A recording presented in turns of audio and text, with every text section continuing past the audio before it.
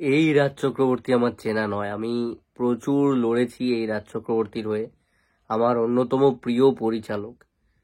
But আমি রাজ চক্রবর্তীকে এখন আর চিনতে পারছি না।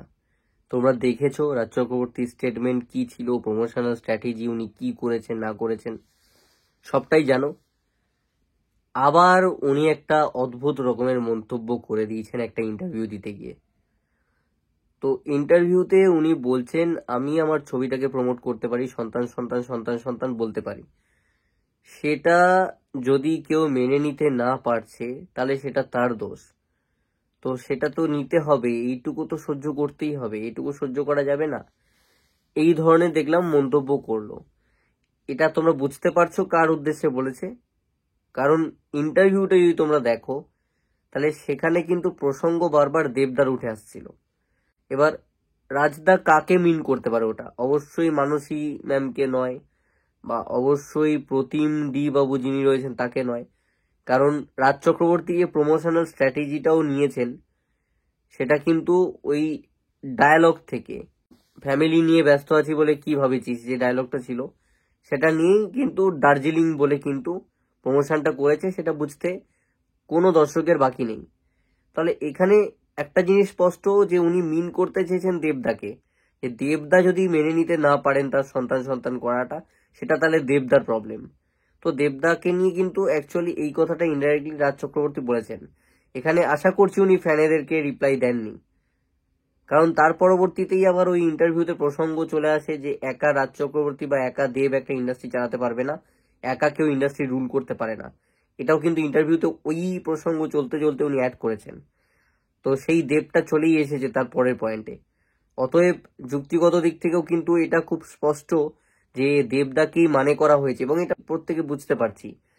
সন্তান বনাম খাদান এটাই একটা চলছে, এবং প্রচারটা যেভাবে করেছে খাদানকে টার্গেট করে প্রথম থেকে সন্তান টিম বা রাজ চক্রবর্তীদা নিজেও জানেন।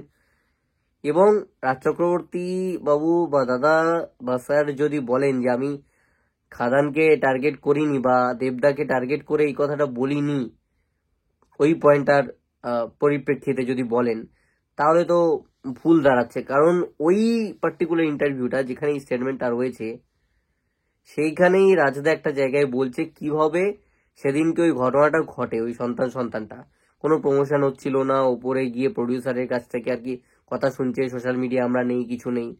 তার পরবর্তীতে কিভাবে হয় তার জন্য তোমরা ইন্টারভিউটা গিয়ে দেখো, রাজদা ওখানে বলেছেন, ডেসক্রাইব করেছেন। তো সেইখানে কিন্তু রাজদা এই কথাটা উল্লেখ করেছেন যে দেব ওয়েব চলছে, দেব তখন দাপিয়ে কাঁপিয়ে বেড়াচ্ছে সারা বাংলা, তখন অব্দি আমি আমার ছবির কোনো প্রমোশন শুরু করিনি। তাহলে এইখানে কিন্তু সেই দেব আবার চলে এলো ঘুরে ফিরে। তাহলে আমি এই কথাটা অ্যাড করলাম। এখান থেকে একটা জিনিস ভালো করে ভাবো, একটা লোক প্রমোশন করছে না, সে দেখছে তার ছবির সঙ্গে সেম ডেটে একটা ছবি রিলিজ আছে, যেটা আবার একটা সুপারস্টারের ছবি রিলিজ, যার প্রমোশন দেখে সে ভাবছে যে এবার আমাকে করতে হবে, বা তার প্রোডাকশন হাউস ভাবছে যে না, অপোনেন্টে যে রয়েছে সেম ডেটে যার ছবি রিলিজ, যে সুপারস্টারে, সে দাপিয়ে কাঁপিয়ে বেড়াচ্ছে আমার ছবিটার প্রমোশন নেই কেন, আমাদেরকেও প্রমোট করতে হবে আমাদের ছবিকে। তাহলে এই যে মোটিভেটটা হওয়া, এটাও তো দেবদাকে দেখেই হলো। ওই প্রোডাকশন হাউস বা রাজদা নিজেরা, তাদের তো মাথায় আইডিয়াটাই এলো প্রমোট করতে হবে। এইবার রাজদা কখন ভাবলেন? যখন দেখলো যে দেবদা ফাটিয়ে দাপিয়ে প্রমোশন করছে চারিদিকে। এ কথা রাজদাই বলছেন ইন্টারভিউতে। তাহলে কার কষ্ট হচ্ছে মেনে নিতে? সন্তান সন্তান শুনে দেবদার কষ্ট হচ্ছে, নাকি দেবদার প্রমোশনটা করার পর সেইখান থেকে মাথায় আইডিয়াটা আসে প্রমোশন করার, অর্থাৎ সেই জ্বলন থেকে, সেই খিদে থেকে? ইনফ্যাক্ট এই জ্বলনটা ভালো, এটা নিয়ে আমি সমালোচনা করছি না। একজন কম্পিটিটার যখন ছবি রিলিজ হচ্ছে, কম্পিটিটার আমাকেও তখন করতে হবে, সে যখন করছে, এই জিনিসটা ভালো, হেলদি কম্পিটিশন, এটা তো থাকবেই। বাট আলটিমেটলি মাথায় তো রাইজ হলো, এলো তো মাথায় একজন প্রমোশন করছে দেখে। তাহলে সন্তান দেখে তো একজন শুরু করেনি প্রমোশন বা কিছু, বা সন্তান সন্তান বলার জন্য তার কি যায় আসবে? সে তো সন্তানের কোনো ডায়লগ নিয়েও কোনোভাবে ঘুরিয়ে ফিরিয়ে ইউজ করছে না তার প্রমোশনাল স্ট্র্যাটেজি হিসেবে। তাহলে তার কি যায় আসতে পারে? তাকে পরপর পোকিং চলেছে, পরপর পোকিং করা হয়েছে, এবং শুধুমাত্র রাজদা নয়, ঋত্বিক দা সন্তানেরই পার্ট, তার তরফ থেকেও পোকিংটা হয়েছে। তাহলে একটা মানুষকে তো টার্গেট করা হচ্ছে, সে কোথায় টার্গেট করছে? সে তো কোনোভাবেই না সন্তানকে ছোট করছে, না কোনো ইন্টারভিউ প্রসঙ্গে টেনে এনে বলছে, না রাজ চক্রবর্তীর নাম নিচ্ছে, না রাজ চক্রবর্তীর সন্তানকে ছোট করছে। সে বলছে 4টে বাংলা ছবি দেখো। একটা কথা বলছে যে খাদান চললে সন্তানের মতন ছবি চলবে, ভুলটা কোথায় বলেছে? যদি এই বিষয়টায় রাজ চক্রবর্তী দাদা একমত না হন, তাহলে আমি রাজ চক্রবর্তী দাদারই কয়েকটা দিন আগের একটা ইন্টারভিউ চলে যাব, যেখানে সাংবাদিক বলেছিল তুমি খুব ভালো কমার্শিয়াল ছবি বানাতে পারো, বা হিরোর প্রসঙ্গ টেনে এনেছিল যে হিরো আর এখন কেন তৈরি হচ্ছে না। তখন রাজদা বলেন যে তোমরা আমি ভালো কাজ করলেও নেগেটিভ রিভিউ দাও, বা তোমরা হিরো তৈরি করতে দিলে না, তোমরা চাইলে যে সৃজিত মুখার্জির মতন ছবি হোক বা শিবপ্রসাদ মুখার্জির মতন ছবি হোক। তাই আমিও সেইটাই করছি এখন।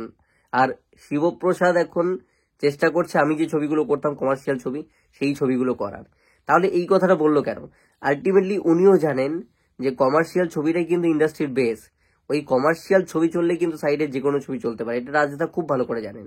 রাজদা না হলে সেদিনকে ওইভাবে স্টেটমেন্টটা দিত না। রাজদার আক্ষেপের সুর ছিল গলায় যে আমি একরকম ছবি বানাই, রাজদা বানাতে খুব ভালো পারেন, সেই কনফিডেন্সটাও ছিল। রাজদা বলেছিলেন, এবং রাজদা বলেন যে আমি সেখান থেকে সরে এলাম বা হিরো তৈরি করতে পারলাম না, কারণ আমি ভালো কাজ করলেও তোমরা নেগেটিভিটি করছো, কেউ ভালো আমাকে নিয়ে লিখে না। এবং হিরোটা তৈরি করতে গেলে সেই সমস্ত জিনিসপত্র লাগবে, ইনভেস্টমেন্ট লাগবে, সেই সমস্ত প্রসঙ্গ টেনে এনেছিলেন। কেন এনেছিলেন? কারণ উনি তো জানেন যে কমার্শিয়াল ছবিটাই বেস, এটা রাজদা জানেন। তাহলে সেই মানুষটা যখন জানে, তাহলে সেই মানুষটা এখানেই আবার এই কথাটা কিভাবে বলছে যে সব ছবিকেই চলতে হবে, একটা কেউ রুল করতে পারে না এসে একা। কমার্শিয়াল ছবিকেই রুল করতে হবে একটা, এবং একটাই জনার, সেটা হচ্ছে কমার্শিয়াল ছবি। সেটা চললে এক্সপেরিমেন্ট, ফ্যামিলি ড্রামা সব চলবে। কারণ রাজদার এই সন্তানের যে অডিয়েন্সটা বা দেবদার প্রজাপতি টনিকের যে অডিয়েন্সটা, তারা লয়াল অডিয়েন্স নয়। কলকাতার ওই বয়স্ক দর্শক যে অডিয়েন্সটা রয়েছে না, ওরা অতটা লয়াল নয়। ওরা ওদের মতন ছবি যখন পাচ্ছে তখন সেটা দেখতে যাচ্ছে। ওরা নট রাজ চক্রবর্তীর জন্য, যে রাজ চক্রবর্তীর ছবি সেই জন্য দেখতে যাচ্ছে, বা দেবের ছবি বলে দেখতে যাচ্ছে না। ওরা ট্রাস্টেড অডিয়েন্স নয়। ওরা কন্টেন্টের জন্য ওরা কানেক্ট করতে পারছে, ওরা বয়সে পৌঁছে গেছে, তাই ওদের সেই বয়সের ছবি যখন পাচ্ছে তাই দেখতে যাচ্ছে। ওরা রাজ চক্রবর্তীকে মোটেই পছন্দ করছে না, বা দেবকে মোটেই পছন্দ করে সিনেমা হলে যাচ্ছে না। তাই কমার্শিয়ালের যে মাস ছবির দর্শকটা রয়েছে তাদেরকে ভ্যালু দেওয়া দরকার, কারণ তারা পরবর্তী ছবিটা খারাপ বানালেও ওই স্টারকে ভালোবেসে সিনেমাটা দেখতে আসবে। বা রাজ চক্রবর্তীকে ভালোবাসার প্রচুর লোক রয়েছে, সুপারস্টার ডিরেক্টর আমাদের, তার নামে প্রচুর লোক যায়। আমি দেখেছি এমন ছবি রয়েছে কোনদিন এই পরিচালকের গলায় মালা দিতে দেখিনি, রাজ চক্রবর্তীর পোস্টারে মালা পড়েছে, হলের বাইরে দুধ ঢালা হয়েছে। This is the power of Raj Chakraborty. এবং সেই লোকটা আজকে এই ধরনের কথা বলছে, ঘুরিয়ে ফিরিয়ে বলছে, বিভিন্ন ইন্টারভিউতে ঝোলাচ্ছে, একটার সঙ্গে আর একটা মতামতের কোনো রকম মিল নেই, কোনো কিচ্ছু যোগ সাদেশ পাচ্ছি না আর কি। খারাপ লাগছে দেখে। এই রাজ চক্রবর্তী সুপারস্টার রাজ চক্রবর্তী, তার আমি ফ্যান, তো সেই রকম করছে, প্যাথেটিক।